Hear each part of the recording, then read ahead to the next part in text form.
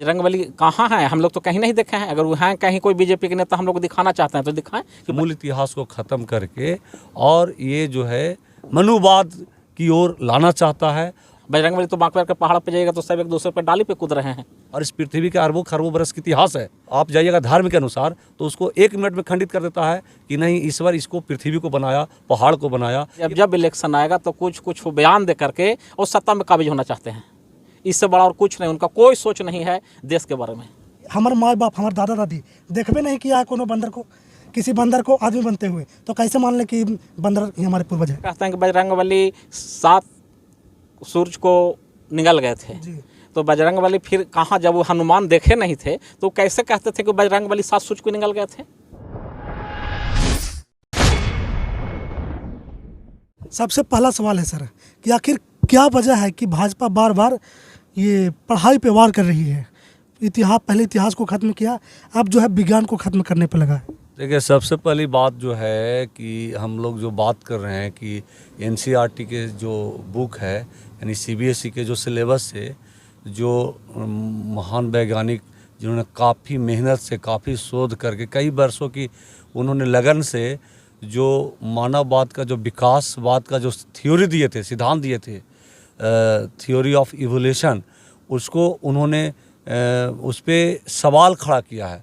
और जहाँ तक ये वर्तमान में जो बीजेपी की जो सरकार चल रही है, इनका पता नहीं कि कहाँ से शोध किए कि जो चार्ल्स डार्विन साहब ने जो बतलाया था कि मनुष्य का जो विकास हुआ है वो बंदर से हुआ है। वो पहले हमारी जो प्रजाति थी वो बंदर थी, और बंदर से जैसे जैसे आदमी का डेवलप करते गया, शरीर अंग उसका विकास करते गया, उस आदमी में बुद्धि का विकास हुआ, तो उसके शरीर में और सारे पार्ट्स में उसके विकास होते गए। और आप देखते होंगे कि जो व्यक्ति जैसे कोई जन्म लेता है तो कोई बायां हाथ से जो है वो बायां हाथ से ज़्यादा वो काम करता है, और कोई व्यक्ति दायां हाथ से ज़्यादा काम करता है। तो इसमें एक ही थ्योरी का मत है कि आप जिस हाथ को या शरीर के जिस अंग को जितना उपयोग कीजिएगा वो ज़्यादा कार्य करता है। तो इसमें जो चार्ल्स डार्विन साहब ने जो विकासवाद का जो सिद्धांत दिए थे, थ्योरी दिए थे, उसमें उन्होंने बतलाया था कि बंदर से मनुष्य का विकास हुआ है। जो इंसान है वो बंदर से इंसान के रूप में धीरे धीरे डेवलप हुआ है। और बहुत सा प्रजातियाँ, पेड़ पौधा के बारे में भी चार्ल्स डार्विन महोदय ने बतलाया था।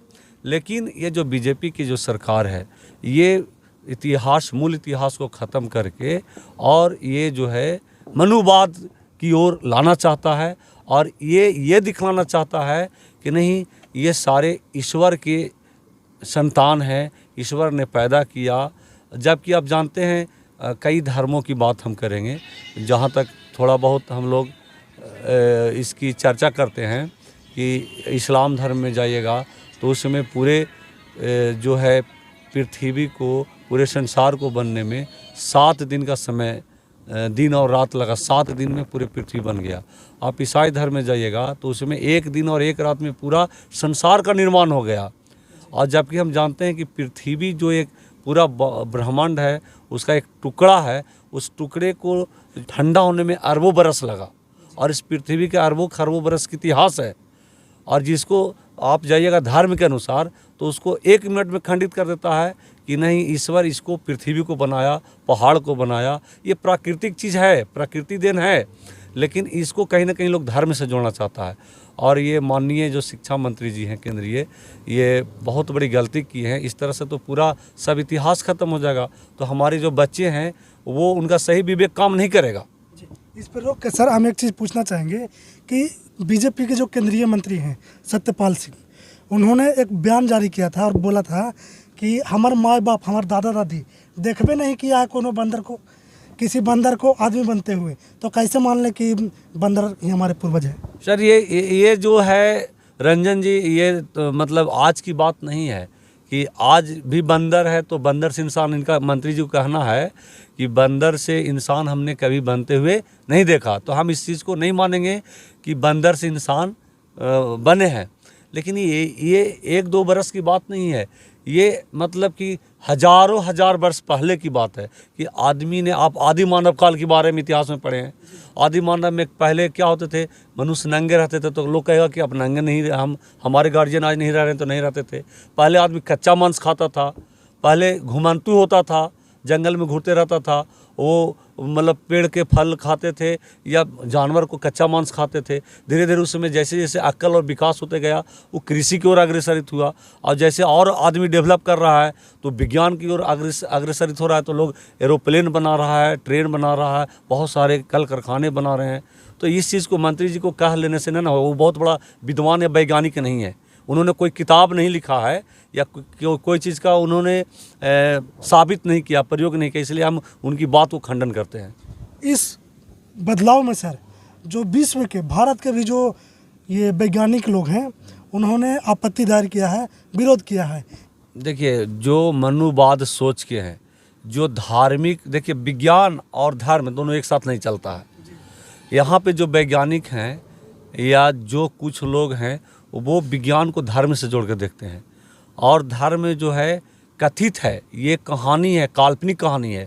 लेकिन विज्ञान वो चीज़ होता है जो प्रयोग के आधार पर, सत्य की कसौटी पर खरा उतरता है, उसको प्रयोगशाला में उतारते हैं, तब वो जाके साबित होता है, तब उसको हम मानते हैं कि सही चीज़ है।